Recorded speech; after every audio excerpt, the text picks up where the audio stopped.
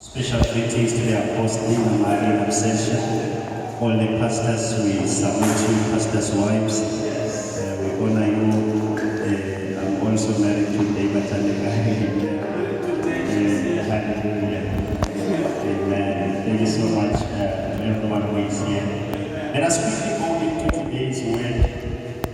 These few minutes, I believe God has got something for us. Acts chapter 12. Let's just read verse number 6. The night before Peter was to be placed on trial, he was asleep, fastened with 2 chains between 2 soldiers. Others stood guard at the prison gate. Amen.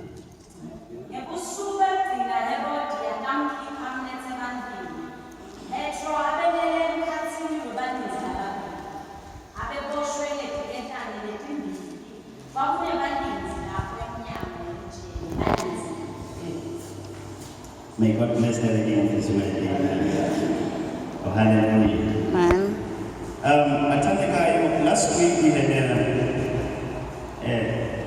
a prayer session. Hallelujah. Where we just came to address the Herodias spirit. We were dealing with the spirit of Herod, the spirit that kills, the spirit that destroys, the spirit that devours.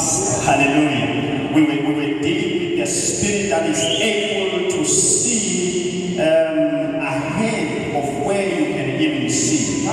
Because this spirit was able to see that in Jesus there is a king. He may be born just as a son, just as a child to Mary and Joseph, but in him there is a king. And that very same spirit plotted against him and made plans to destroy and to kill and to hinder him from becoming what God has destined him to be.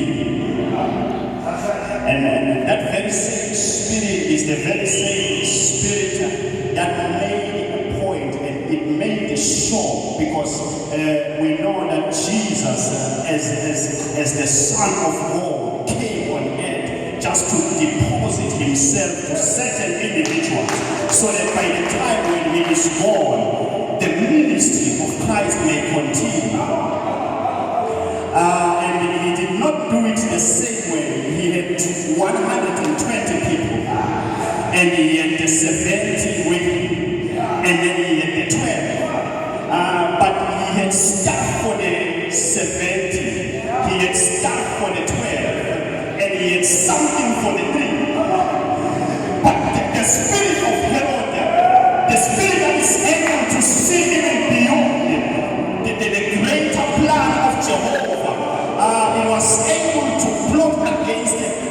Not the 12, not the 70, not the 120, but he plotted against the 3. And when we are reading Acts chapter 12, that very same spirit, it plotted against James and it succeeded. Because James was one of the 3. It was James, it was Peter, it was John.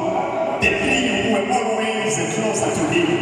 So that spirit was able to plot against them, and it succeeded. It killed James. Oh, but we thank God. When we are reading the Bible says that very same night, because I don't care, the enemy may plot against you, the enemy may succeed in killing James. Let me say this thing before I preach it. Let me explain it. Hallelujah. When you read about James, the Bible says Herod had succeeded. He killed James. And then when it comes to Peter, in verse number 6, it takes us back. It says that very night before. Let me say this again. With James, he was just killed. We are not told about whether he got an opportunity at least for a night before. But now with Peter, the Bible says that very night before. Oh, hallelujah. Can I make it simple? Can I preach and say that very night before? From the English, it's like it's incomplete, it doesn't make sense. But from the Swahili Bible, it says that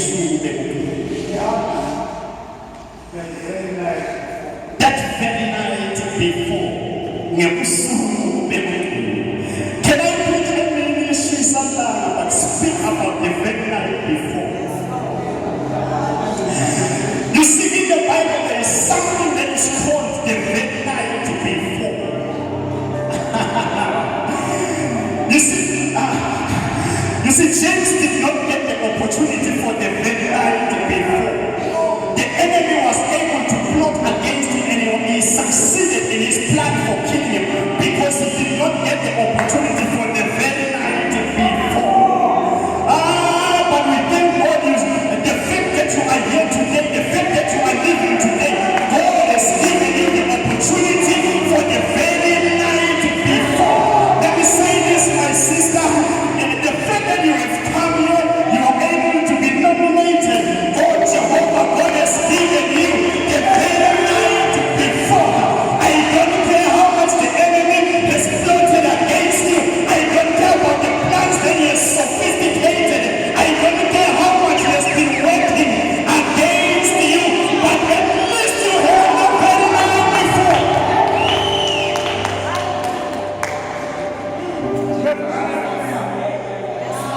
Let me say this. When you read the Bible in Exodus chapter 12, when you read Exodus chapter 12, there was a night before.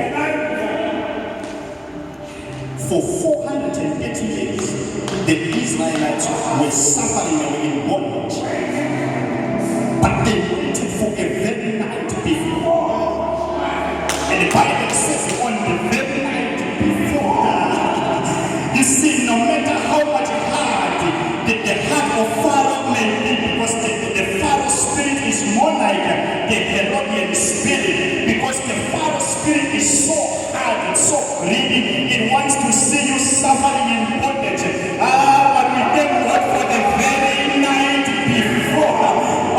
Jehovah God, as I am standing, I can see the heavens, I can see Jesus bringing a very night before. It doesn't matter how many years has been the enemy, you have been tied, you have been in bondage for so many years. Maybe you have been sick, my sister, 28 years, but thank God for the very night before. When the very night before came for the Israelites. Now the Bible says, you see, in spite of all that has been happening, now instructions changed. It was no longer about Moses and the family, but Moses went to the Israelites and said, you see, this very night you've got to kill a lamb. You've got to kill a lamb. And then when you kill the lamb, you have the blood smeared on the door. I'm following this pattern. And when we are reading, this is Acts chapter 12. But on this very night before, Peter was tied in 2 chains. He was bound in 2 chains. Number 1. Number 2, when you read verse number 7, the Bible says, and suddenly the angel of the Lord. Who is the angel of the Lord? The angel of the Lord is the Christ, is Jesus, is the Lamb of God. In other words, Exodus chapter 12 was speaking to Acts chapter 12. In Exodus chapter 12, they said, no, this is the way of coming out when the very night of the Lord has come. It's not about anything, but you need the blood of the Lamb. Kill the lamb, smear, take that hyssop plant, and just dip it into the blood, and then you smear it by the doorpost, so that when the angel of death comes, it shall pass over, and it's not going to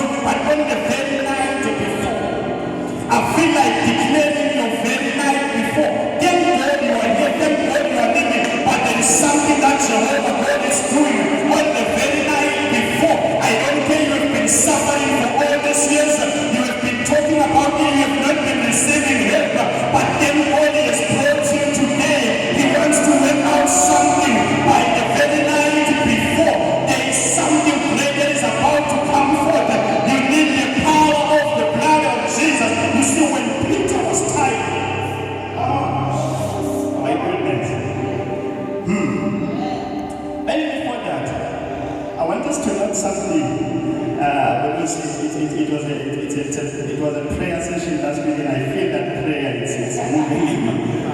Oh, hallelujah. But when the very night before came, you see, Herod,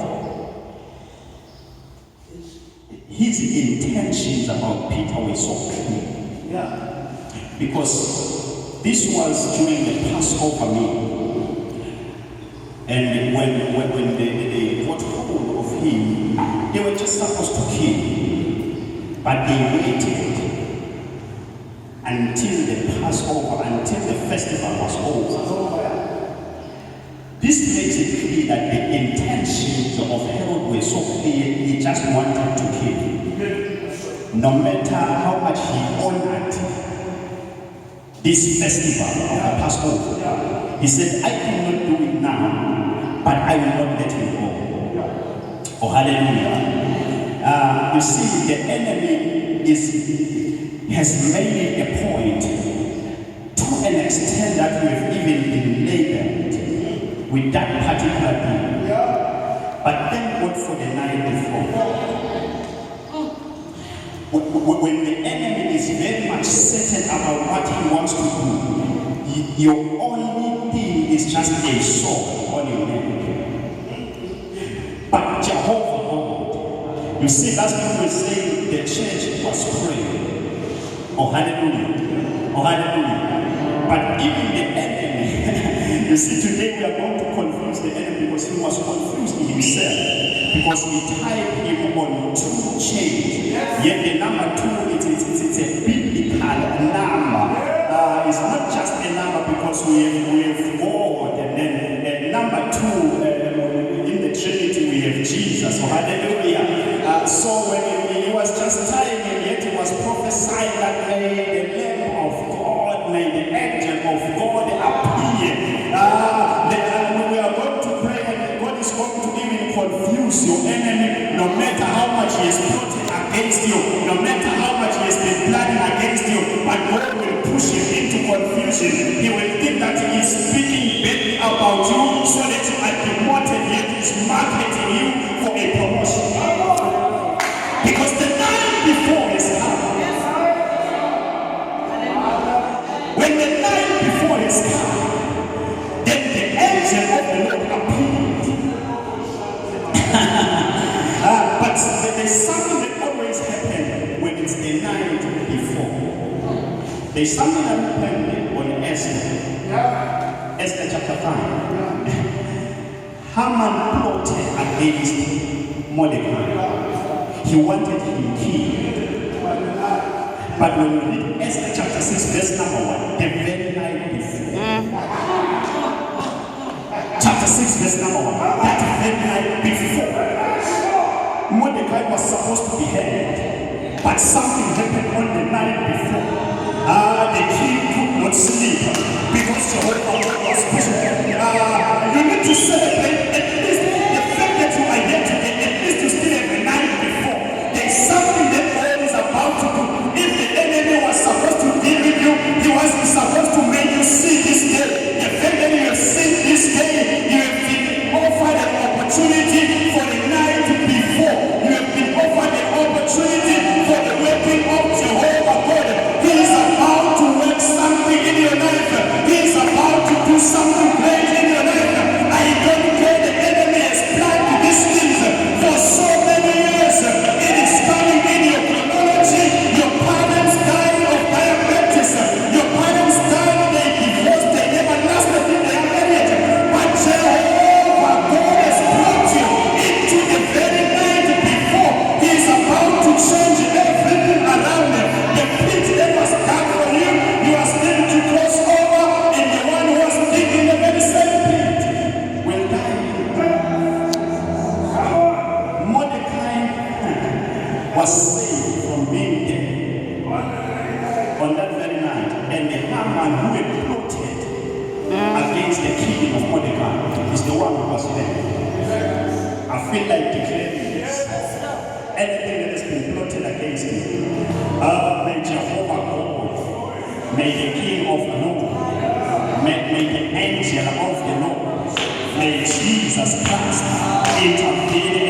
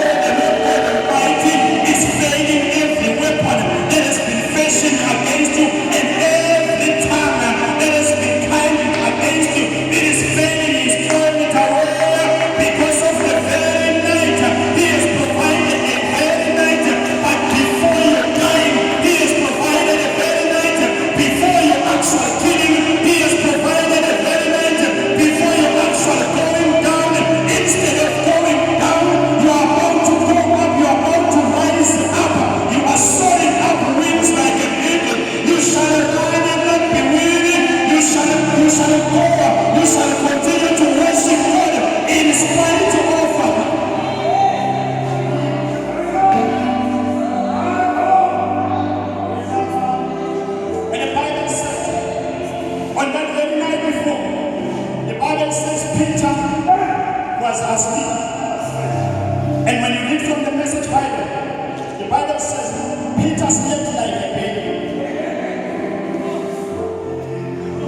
But Peter, you know you are about to die.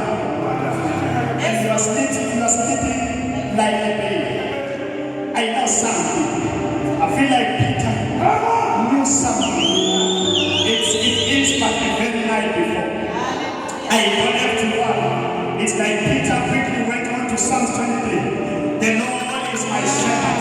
I shall not be in want. He makes me to lie down in green pastures. He prepared a table before and in the presence of my enemy. But verse number 4 it says, even though I walk through the valley of the shadow of darkness, I shall fear no evil. You need not to be worried. You need not to be frustrated because God is bringing a very night before. Stop complaining about the season that you are going through. At least you are still alive. At least you can still come to church.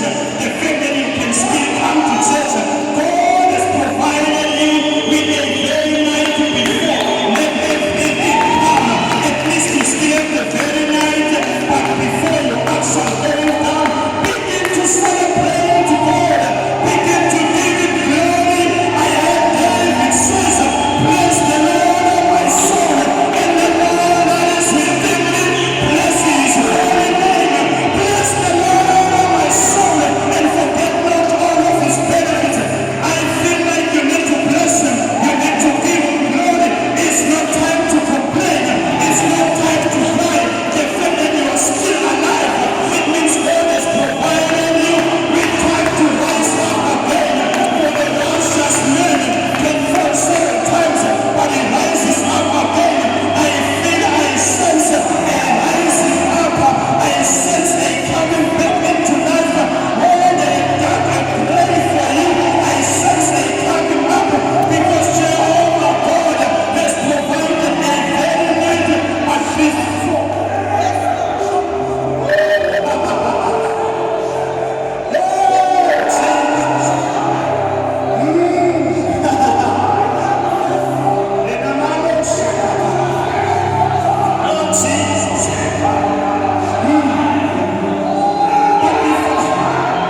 Before we get on into prayer, let me bring one thing that happens on the very night before.